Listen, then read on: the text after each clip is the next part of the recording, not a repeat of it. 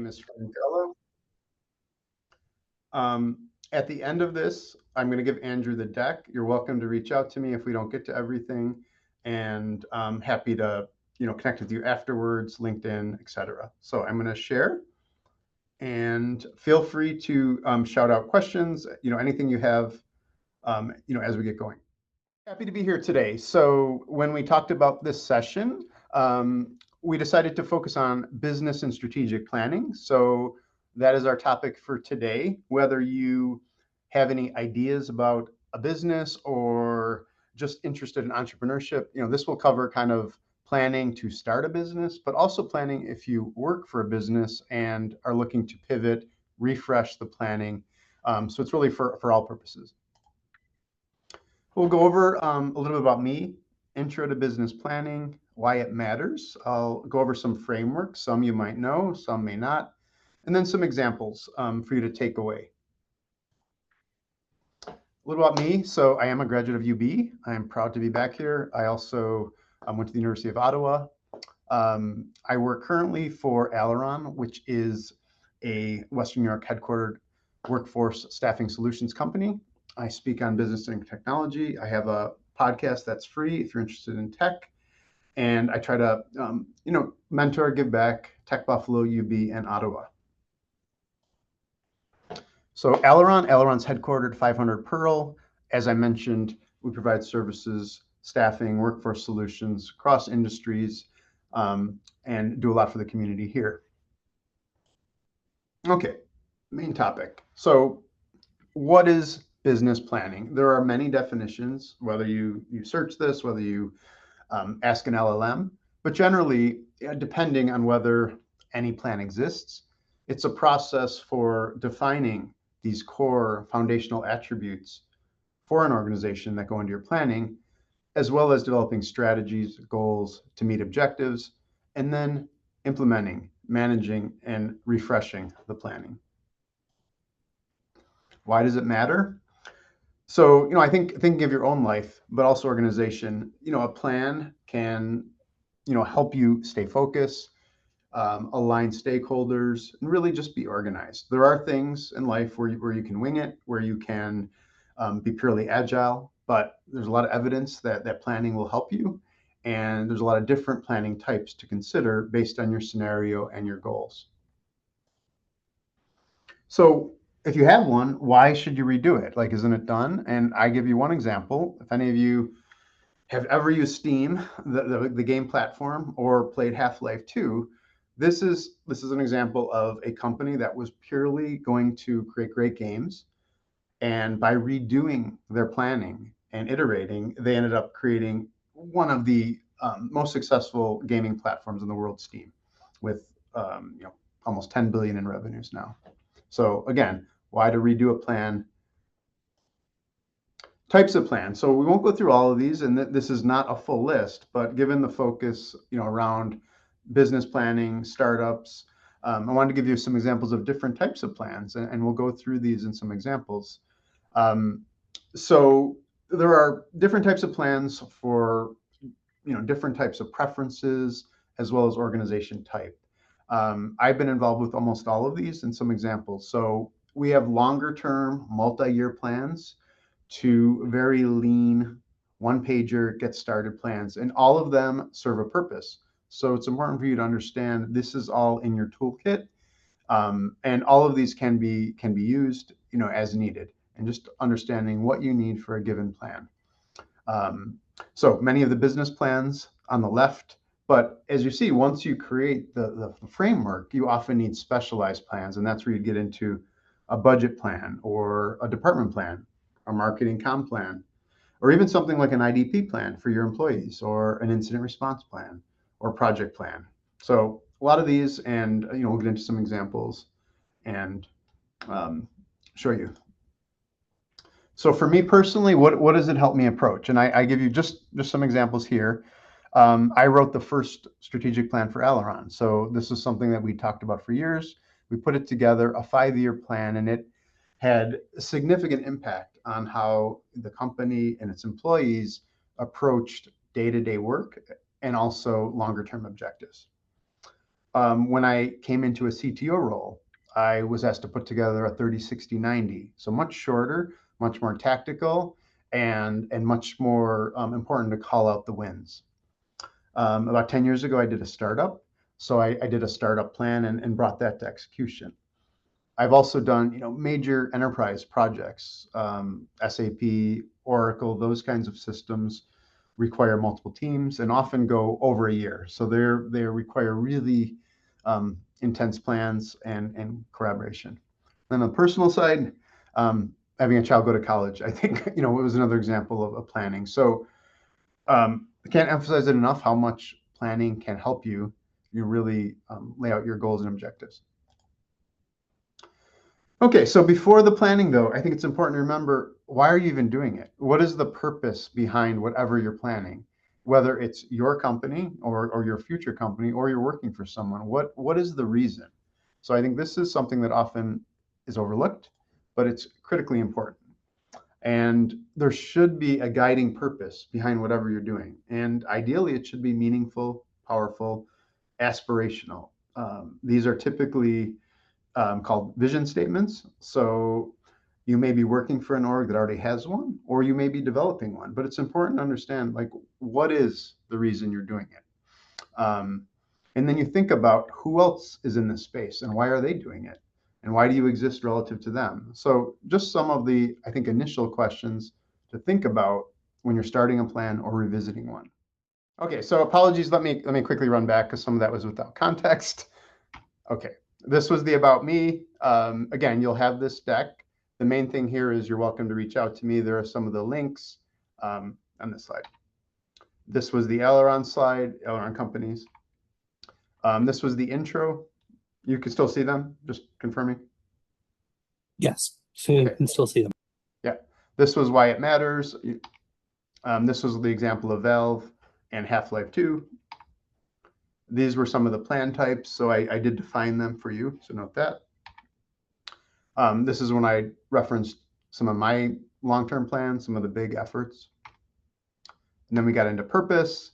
This is where I was talking about the purpose. And then I think this is where I was before you called it out, visual, just to bring everyone back. So just pause. Any questions on anything? Anyone want me to go back to anything? Okay, I'll take that as good. Okay, so as I was saying, visually, mission, vision at the bottom, again, the purpose. And then what we're going to get into now is the frameworks and the planning. So just to see that in visual format. Okay, and then just a break. I'm going to call out a vision statement, and just by anyone call out the name if you know who this is. To provide access to the world's information in one click is anyone? Okay, that would be Google. A world where everyone has a decent place to live. Anyone? Habitat for Humanity. To be the experimental brand that ignites a community of people living the sweat life through sweat, grow, and connect. Lulu. And then to bring inspiration and innovation to every athlete in the world. Nike. So I showed these just as primers because these are all vision statements by 4 of the world's leading brands. And the vision statement is instrumental in all of the planning and execution they do. So when you think of planning frameworks, they will often consider the vision, the mission as foundational steps. And again, whether you're starting a new plan or revisiting one, these are key elements because they lead right into the strategic priorities and anchors. What do you need to focus on to make the vision, the mission, purpose a reality? And then what is the action planning? So some of the framing questions. So if you are ever working on vision, mission, purpose, or priorities and planning, I'd recommend going through these questions in a brainstorming session.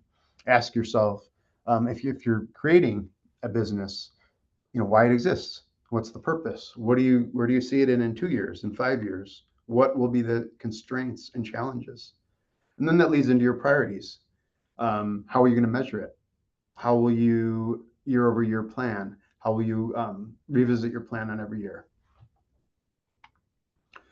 And then I'd also recommend some visual input, may help. So this is an example of how a business planning process really is an annual or multi-year activity. You revisit it through the strategic phase, the assessment, then you execute, and then you optimize and you manage, and then it repeats itself. So many companies will revisit their planning every 2 years, every 3 years, every 5 years. There's no really, one answer. It depends what works for you. Okay, so I'm going to go into some frameworks now, and you may have heard of some of these. These are frameworks I've experienced in the workplace as well as in academia, and they all serve slightly different purposes. So I'm just going to give you my experiences and examples with them. One of the more common ones and commonly known is SWOT, which stands for strengths, weaknesses, opportunities, and threats. It is a good first step analysis tool to begin to plot out different challenges and strength areas of your planning. So this defines, SWOT and gives some examples. This is a great exercise to do when you have multiple people. You can do it in a room together. You can use a whiteboard, virtual or physical, and it really helps to surface ideas from everyone and is a good capture point for going into strategic planning. So some examples of a SWOT, pros and cons. It is easy to implement and it's easy to do. But because of that simplicity, there are some limitations. It may oversimplify at times. It may not truly capture the complexity of your business, of your planning. So you take it what it is. It has pros and it has cons. This is an example. I didn't create this one, but somebody did for Apple from several years ago. So if you think of Apple, really strong market position at some point, but year over year, there are always competitors. So, one of the ways they would do that is to really, plot this out. So a certain example here. For a restaurant, here's an example. If you think of downtown Buffalo, where many of us live, like for example, the downtown area, I've heard Osteria, right? Like they've been actively doing strategic planning because they simply do not have enough dining traffic on weeknights. So they did one of this, and what they're doing is they're doing more like banquets, right? So really, a SWOT can be applied to any business, any endeavor, any big project. PESTLE. So PESTLE, less commonly used, but another tool that is used for planning. And what's interesting about PESTLE is if you think of SWOT, SWOT is kind of generic and less looking at the outside world. And in some years that's fine. But if you think of our world today, there's a lot going on politically. PESTLE is an analysis that will factor that in. So some of the definitions, like right at the top, political. And in our era, there's a lot of change. There's a lot of new regulations. So a political framework could be very impactful if you're doing something that has an impact with politics, such as grants, or so if you're a nonprofit. It also looks at the economy, which is very tied to politics and sociocultural. So I think all of these factors today, all 6 of these are popping in our world. Environmental, there's climate, right? Disasters. There are legal and tech challenges with AI and advancements. So a PESTLE that can be very impactful if your business or plan is to some extent impacted by the outside world. So here's an example of Nike. Now this was done years ago, but it gives you an example of how Nike was looking at different economic factors and social for how it did business, right? Like Nike was one of the first to outsource, right, heavily to other countries. They faced some challenges for that. So a PESTLE can really help you work through some of these issues. If you think of Disney this week, right? So Disney, like whether they have a playbook, clearly they reacted and then they had to kind of react again. So just as an example of what a framework can help you plan around and, when the moment comes, be ready for. Here's an example, another example of Nike. Okay, so Porter's a less commonly used management strategic framework, but this one is really good if you're not sure if you should enter a market. So say you have an idea, I want to create a new T-shirt, right? Buffalo T-shirt. What Porter's is really good at is if you're going to go into a market, it's going to give you a real good view of, could you even penetrate the market? How stacked is the market with competitors? Is the power in the hands of suppliers or buyers? So think of platforms like Amazon or eBay if you're going to sell on there. This is a real good tool to help you put some research around how successful you might be, or would you even have trouble breaking margin, making money. So the definitions, it really looks at these market forces. Like if you're new, so T-shirt example, can you break in, right? So we've had some in Buffalo, right? 26 shirts. Can a new entrance break into it? And what are the barriers to do that? Suppliers, like how important would the suppliers be? Would they be able to price control you? How much power would you have as a buyer? How easy would it be to someone to sub you, right? And then, rivalry. So you think of all the factors, it really is looking at, your conditions trying to enter a market, a little bit different than some of the other models. So the pros here, real deep analysis of the market, the competitive dynamics, and, will really give you as much information as you can probably, put in to know whether you'd be successful. The cons, it's a lot of research. You have to estimate a lot of projections, and things can blow up like COVID, right? So important, but you just understand the constraints of it, and it may be limited for a certain period in time that's capturing the market. Okay, and this is an example of Spotify. Spotify, they have been enormously successful at achieving a near monopoly in this space. So they've been big on planning. They use research. They go back. There's an example I'd cite. Okay, so the strategic choice cascade, this one you may not have heard of. This one I've used at Aileron. So this was one of the fundamental ones we used. And the reason I like it, as you'll see, is it's very iterative, and it doesn't try to put everything into a single model frame. It kind of breaks it out step by step. So I found it very helpful, particularly for companies that are bigger than small. So that mid-size and above. I found it helpful. And if you're interested, the book is from authors Lafley and Martin. I have a copy. And what it was is they had worked out the framework in business, and this was them putting it into a reference document. And one of the other things it does is it helps gamify, right, the idea of strategy. So thinking of it not as like an enemy, but you're trying to win. So it helps kind of reframe, how you're thinking at things and where you're putting your energy and investments into.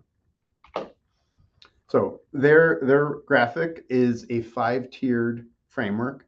Again, beginning at the very top. Why are you doing it? What is the purpose? So this framework, that is absolutely essential at the very beginning, and it ends at the absolute granular management systems. What are you needing to do day to day? What's doing your billing? What's doing your payroll? So it's from the very top, the blue sky, to the actual detail.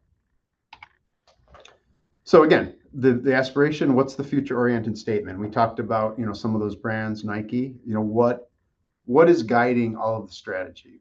Why are you doing it? And then where? Like, is it just the US? Is it North America? What are you doing? What services? How is AI impacted? Most importantly here, this model says where you should not be. It's just as important to decide what you're not selling versus what you are.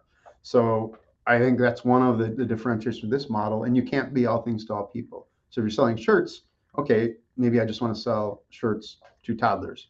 Okay, it changes the market, changes where you play, changes all the dynamics. So that's an important thing to think where you won't be. And then again, keeping with the gamification, how are you going to win? So if you're going to do toddler shirts, like why are they better than 26 shirts? Like, what is your value proposition? Are you lower cost? Are you more custom? Do you understand the buyer more? So this is an important thing to really understand as you're modeling it around winning. So in winning, isn't like I'm destroying the competition. I'm winning at what I'm good at. So whether it's low cost or differentiation.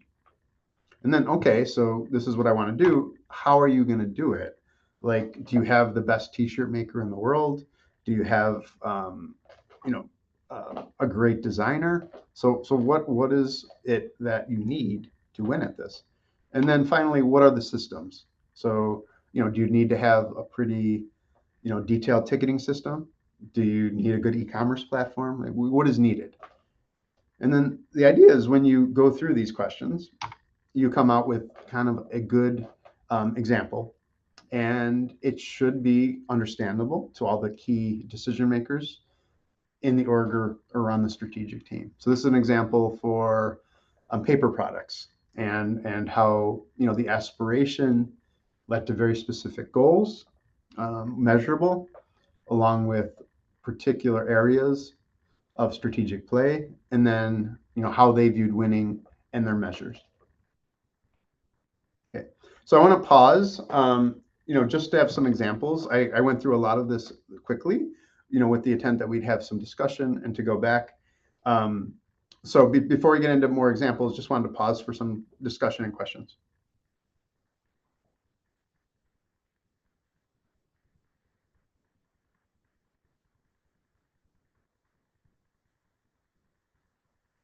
Okay, I will take that as silent. So I'm just going to give you, for the remaining time, some of the example slides of existing plans, and then we can talk, further about those.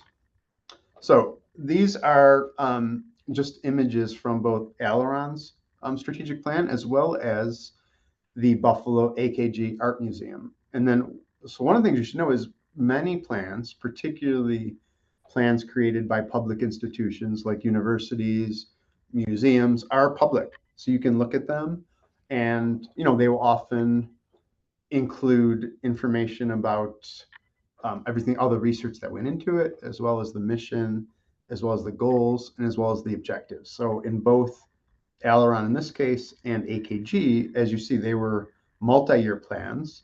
And what's interesting sometimes is to go back, see the vision, how it becomes reality. Here are interior pages from both of those. So on the left, again, is AKG.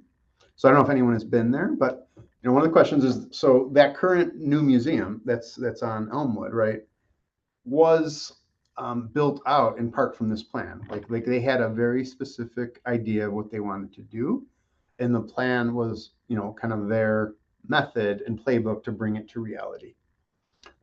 So anyway, here's some there. Similarly with Aileron, we did that as well. And what you often see in these planning is a focus on a discrete set of themes, right? We use the word pillars. So you see that in our plan, and that helps when you cascade it down to those who are implementing it, and working to bring it to life.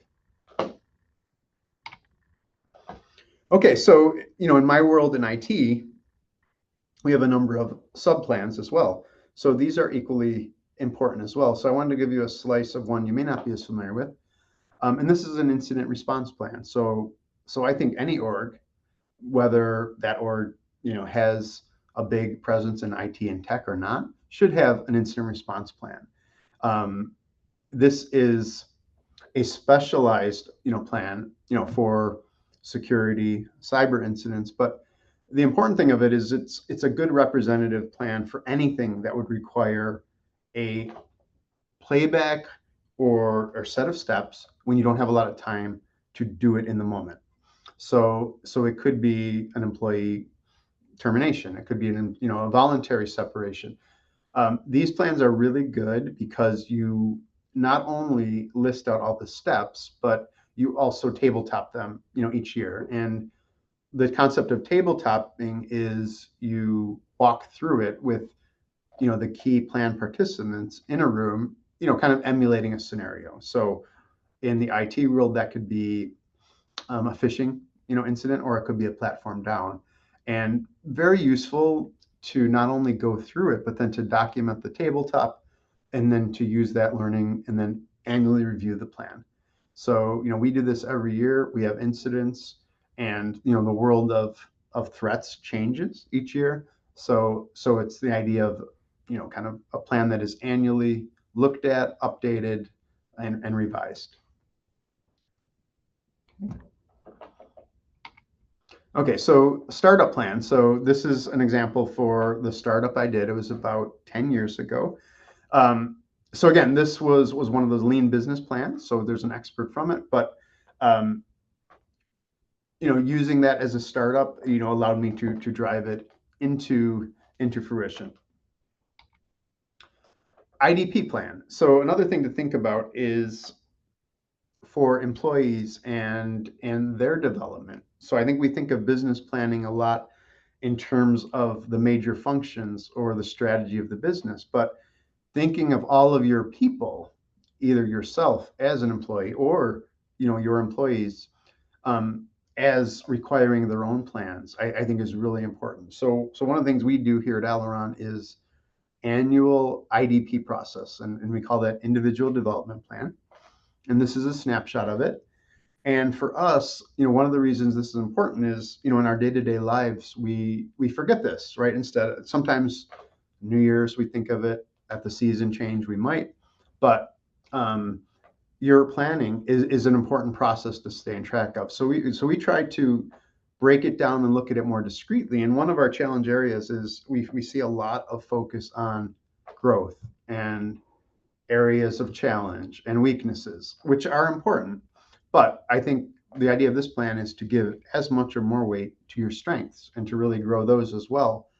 And then to look at it on an annual basis by adding new interests and technologies, and then methodically. And then with the advent of AI and LLMs, these things can be used even more. You can remove personal identified information and work these into LLMs. In fact, this entire deck I loaded into an LLM, so we can also at the end, ask it some questions and do that. But I would encourage, as you're thinking of business planning, to remember, the other discrete plannings that all, tie into it. Again, defined at the start by your vision, by your mission, and then the larger and medium plans. Okay, so I wanted to go into Q&A. I also do have all of this content loaded in an AI LLM, that we can also use, and I will share that. We can ask some questions of as well. To show you, I don't know how much this group is using some of the public technologies, but I loaded this into Notebook LM, and I was going to show that as well. But first, while I do that, Andrew, any questions? I'm happy to take those. Yeah, double checking the chat now. I think I had one private from one person. Let me just double check that. I have a question. Sure, please. I was just wondering if you had any particular sort of advice or based on your experience, things to suggest to students who are interested in starting a startup but aren't really sure how to proceed or how to plan or like what the next steps are. Sure. Yeah. Let me go back. So for anyone who's interested in a startup, I would say first, are you interested in being a founder or are you interested in joining? Because that has a lot of impact on what kind of planning you'd be involved with and whom you might lead. But let's say, for example, you want to do, you want to be a founder and create it. So going back, resharing, go back into it. What I would suggest for starting would be one of the simpler templates. So I'm happy to provide examples to Andrew after the class, but where I listed the examples for a startup, the lean or one pager would be great, or even doing a SWOT. So like, do you have an idea in mind already or not for what you might want to do? I was just thinking more generally, just like, for, I know.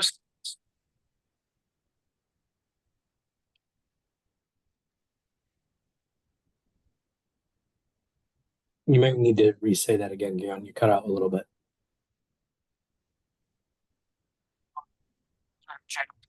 I know a lot of people who might be interested but aren't particularly sure how to proceed. Like sort of that kind of sense.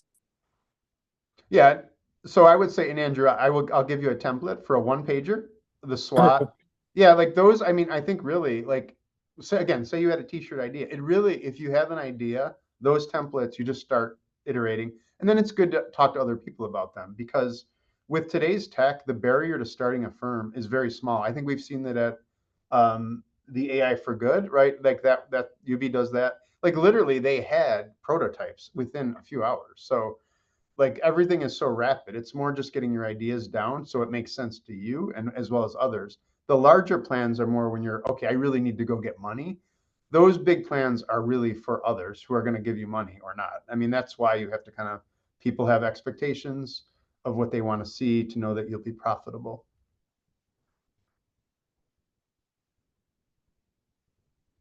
Cool.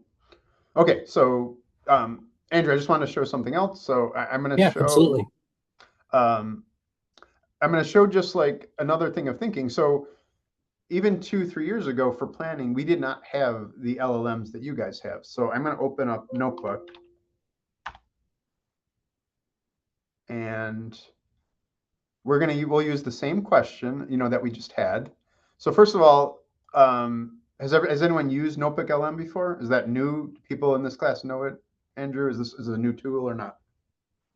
I mean, I personally haven't heard of Notebook LM. Judging Okay, that's by fine. some of the couple, that I think this might be a relatively new one for some of us. So part of my role is in IT. So we're looking at all the major, LLMs. So we look at Claude, look at Copilot, look at OpenAI. So Notebook LM is a Google product, and I'll share a screen. It's one of the things I use it for is, for planning. It gives another, kind of way of looking at the data per se. So I think we're sharing everything still. Yep. Okay. So it looks kind of like this. And what you'll see is you can load in sources that are text-based, but you can also load in video, you can load in web, and it will do a lot of the work of, kind of reading that audio as content. So the deck here, I've loaded in, like basically the deck is loaded. I also can do audio, but I thought we could ask the question we were just asked. So I think that was Guyon who asked that. I think you were saying something like, for students interested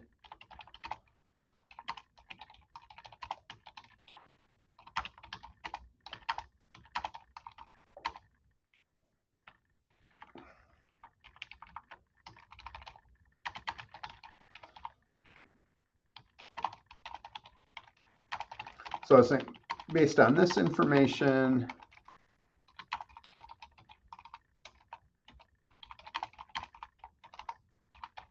so I would encourage you, as you get decks presentations, begin to think about, you can pull your decks into other tools. So what I gave you was a representative sample from my business planning, but here, as you see, I asked it questions, and the model suggested the lean plan. So I'll send that to you. But just another way, I think as you're working through this, to use your content in combination with some of the LLMs to look up. So, but you could also, as you see, I did a study guide, right? If you want, and this is all auto-generated quizzes, right? So it can really help you think of new ways to do your planning, in addition to what I'm saying. So another thing could be just ask the LLM questions as well. But remember the terms. So remember, if you're doing that, what information you may be giving your rights away to. So, but just wanted to show it to you. And as you're thinking, particularly the iteration stage, when it's brand new, it's a great way to try out ideas. This is almost like another reviewer, right? It's a machine, of course, but this is just one example of 4. So I would encourage you to use those more and throw questions at it. Just obviously strip out PII, but beyond that. This was awesome. Thank you, Frank, so much for taking the time to share this with all of us. Yeah, thanks so much. Yeah, and good luck to all of you. Remember, it's just your ideas. There's no wrong ideas. So.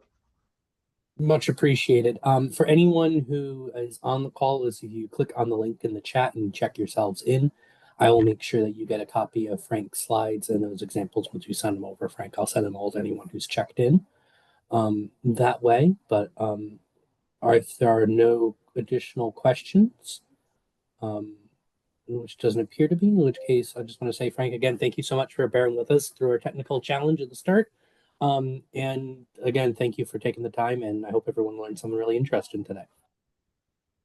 Great. Thank you very much. And you'll get my samples by tomorrow. Thanks. Sounds good. Thank you, everyone.